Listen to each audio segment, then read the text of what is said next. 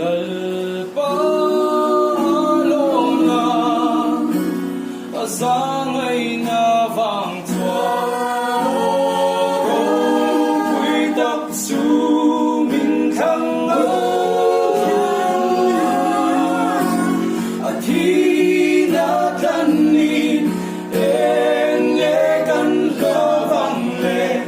đi xua căn hành kỳ